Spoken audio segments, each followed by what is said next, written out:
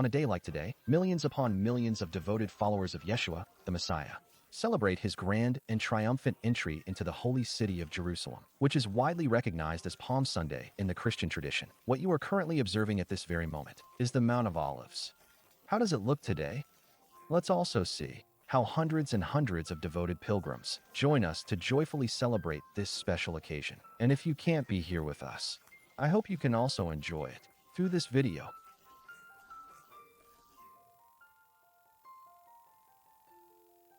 It is truly a joy to see these wonderful people traveling from so far away to join us, to joyfully celebrate this special day with us together. Have you ever had the chance to visit Jerusalem, the sacred land of the Messiah? If so, let me know in the comments. What was your absolute favorite place to visit? And if you haven't been yet, please let me know what specific information you would like to know or inquire about. But in the meantime, let's take some time to enjoy this interesting series of videos. And if you have a specific place you'd like to know about, you can also tell us, so we can efficiently create this work for you. We proceed with what is known as the traditional route taken during Palm Sunday celebrations, where another dedicated group of believers exists around the world, are joyfully celebrating this special day alongside us. Those who don't know me call me Aviel. I'm a knowledgeable guide here from the beautiful land of the Messiah. Truly, it's always a genuine pleasure for me to lead engaging groups like this one, to the Mountain of Olives and other places. But if I can't take you, at least, I can show you just how truly wonderful and spectacular these beautiful places are. Let's now take a closer look at the rest of this path and what Jesus observed when he entered the city of Jerusalem. This is the same route, commonly referred to as the historic Palm Sunday Road. You can clearly see that there are several Jewish tombs located on the right side of the area. In future videos, and please let me know if you are genuinely interested, I will make arrangements. A video solely about the Mount of Olives, but today we will concentrate solely on what is truly important, Palm Sunday.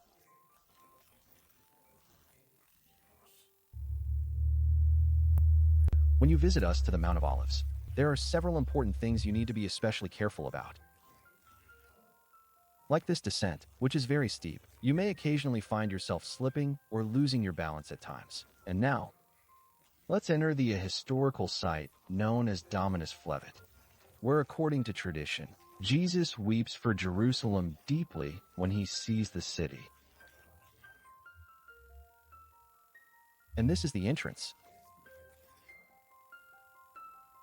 Of course, you can see pilgrims here all the time, in the sacred land of the awaited Messiah. And here is a small Franciscan chapel that I plan to discuss in greater detail in an upcoming video.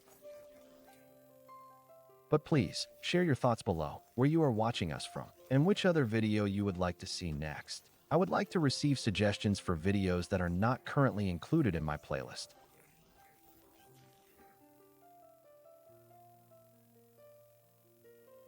And this is the beautiful chapel of Dominus Flevit. It is visible from this place.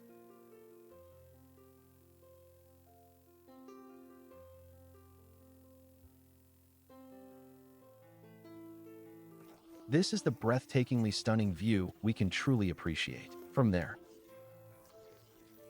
we can know immediately, this impressive structure is what is commonly referred to as the Dome of the Rock.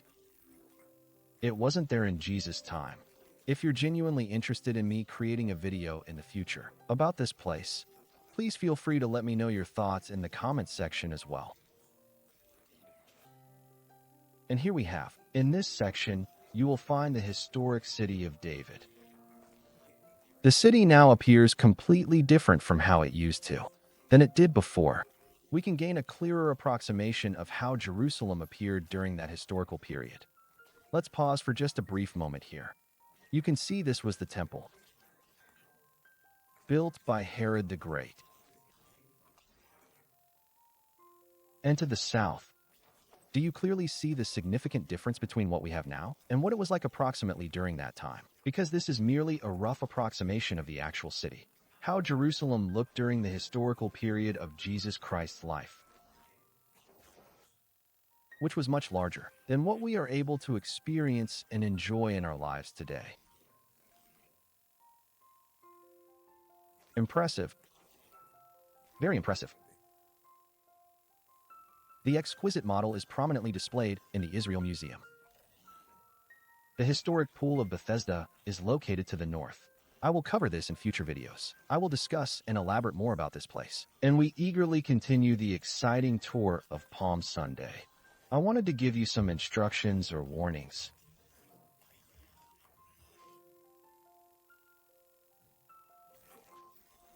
It could also be said the people who will see them when they go up. The Mount of Olives, like that person over there, and there are many of them. And we as tour guides, that is, with a license like this,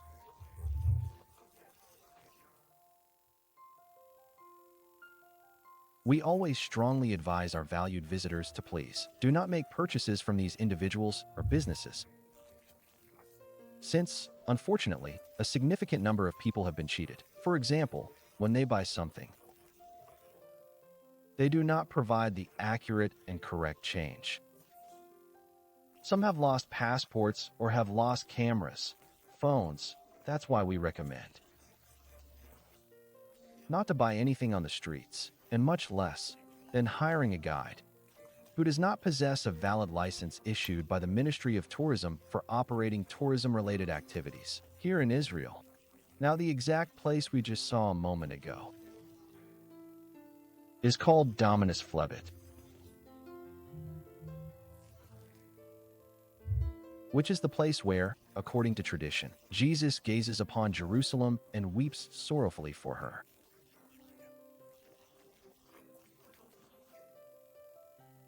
To gather you together as a hen gathers her chicks.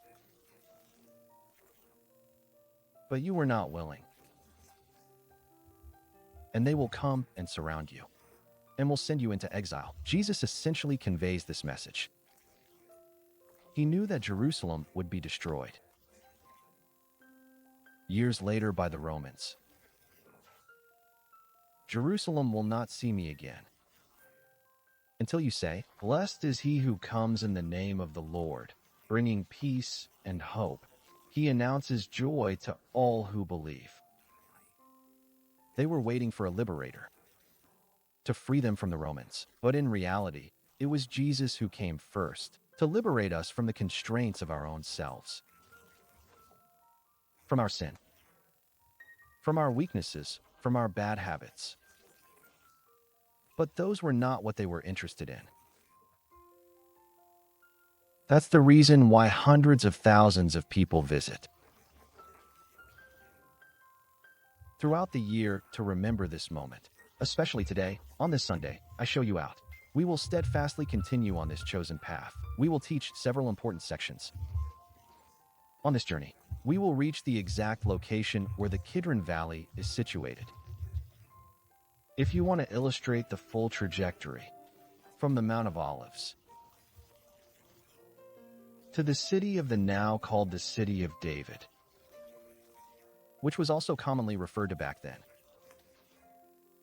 To fully understand the content, please watch the entire video, otherwise it may become lengthy.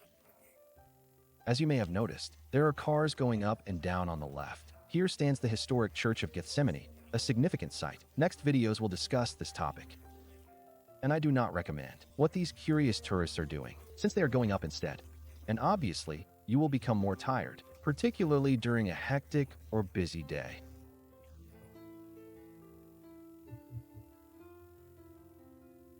As you can see, traffic is jammed here because there are people wanting to go up and down at the same time. This is another corner where you need to be very careful.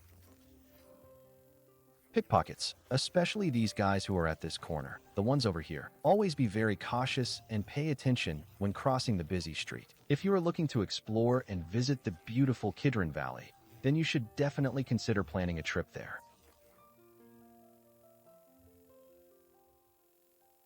And here is the beautiful Church of Gethsemane. As noted in previous videos, we will discuss and explore this fascinating place in much greater detail. Here are the city walls. I recommend my playlist, a series of related videos about The History of Jerusalem. I highly recommend that you watch it in several parts. While I was leisurely touring the ancient city walls during the time of Jesus, the valley was much deeper. Here is the Greek Orthodox Church of St. Stephen and the Golden Gate, which is entirely unrelated to the historical time of Jesus. It's an urban legend that the local Muslims established a cemetery at that location to prevent the pass. It's an urban legend, nothing historical, and certainly not from the time of Jesus. Next, go down these stairs to reach the very deepest part of the Kidron Valley. That leads directly to the city, located on the left side of the road. There are conveniently located free public restrooms available. If someone attempts to charge you, remember, it is free entrance. See even tombs. In a future video, we'll discuss further the significant importance of the Mount of Olives for the Jews and why they are buried in this place. If you're interested, please let me know in the comments. They do not originate from the time of Jesus, some before the era of Jesus. And what we will see next is commonly referred to as Absalom's Column, a notable historical landmark, which also has nothing to do with Absalom. It's an urban legend, but it is not from the historical period of David's son. But it is from the time of Jesus, and more likely, Jesus observed this remarkable monument with great interest and contemplation. It is a monument. This is referred to as in Hebrew. It's called nefesh, meaning the soul, because the ancient tomb is intricately carved here. And just like this, it was carved from the same mountain. Are there many children from the school participating who enjoy visiting this area for an educational field trip experience? If you're interested in heading up to the very top of the city, would you like to join me? You can do it by these steps, but we are going to continue. It's located through the beautiful Kidron Valley area. Here we have several other tombs from that historical era, and here is a nefesh. You can see it here. The supposed Zachariah's tomb. This has no connection to him, because that name was given over time. If you would like to see the full version, from the summit of the towering mountain peak to the city of David, to make it shorter, please do let me know your thoughts in the comments section below. As you can see, it's very green, but not all year round. By checking my playlist, if you come across something that truly interests you, one place, both within the historic city of Jerusalem and throughout the rest of the surrounding country, feel free to share your thoughts in the comments, as I would also love to know where you are watching us from. I know that people from the United States, UK, Australia, and Canada, we sincerely want to express our gratitude for your unwavering support. And as you can see, the upper part used to be the ancient city walls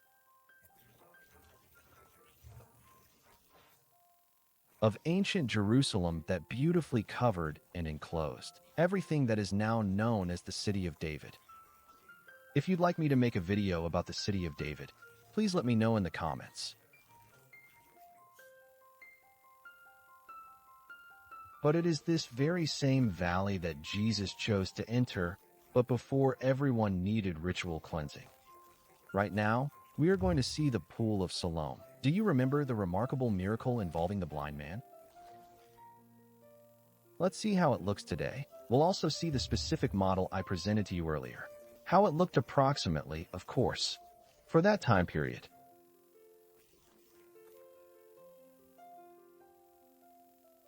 This is an Arab neighborhood. Over 29% are Arabs in all Jerusalem today. But in this neighborhood, there are some Jewish families. They simply put the Israeli flag outside, which is clearly visible. Jesus, like another pilgrim, had to purify himself.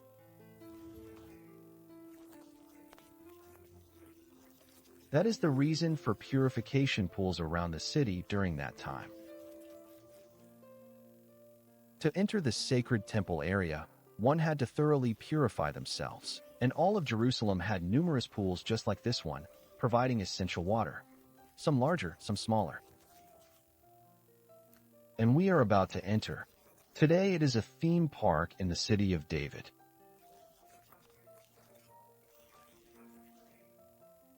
We'll check its appearance. Obviously, it's not free. Entrance fee required. You can pay it right there. You can choose to pay at the top of the line, if you prefer. Located just beside the entrance of the dung gate. Before we proceed, I would like to show you how it looked before this changes. This is the same model as before, and this remarkable location is known as the Siloam Pool. We have the city of David in this model. Jesus could have been placed here, or perhaps at a location that is nearer within this vicinity. And not all of this area. In fact, the vast majority of this area has not been excavated, but we know there were many dozens and dozens and dozens called mikveh in singular, and mikveh in plural.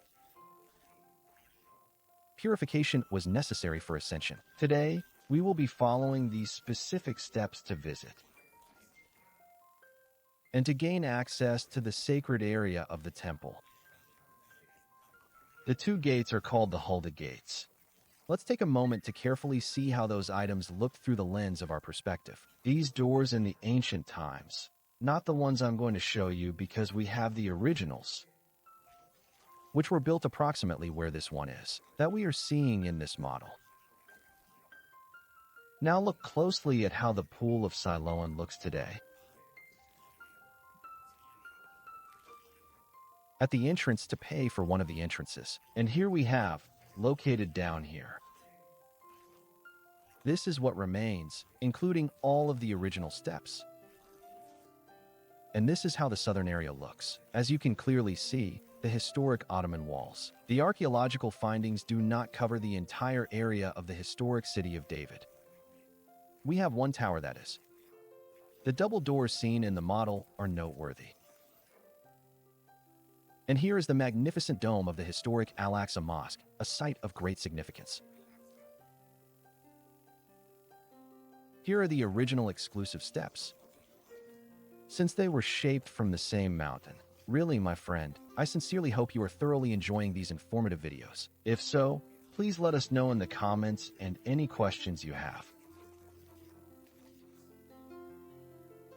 And please remember to give us a like. Let's continue our discussion about the significant events of Holy Monday that Jesus experienced, according to the Gospels of that day.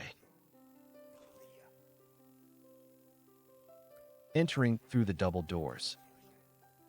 He likely left through one of these entrances to be located within his designated area.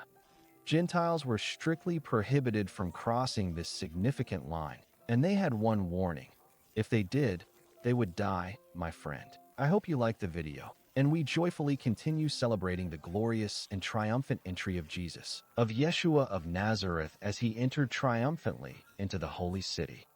As I told you, once again, my name is Aviel, and we will continue to reflect and observe each day during this Holy Week with a portion that the Gospels tell us Jesus did during that period of significant bleeding and loss of blood for us. My name is Aviel, a teacher from Israel. Shalom.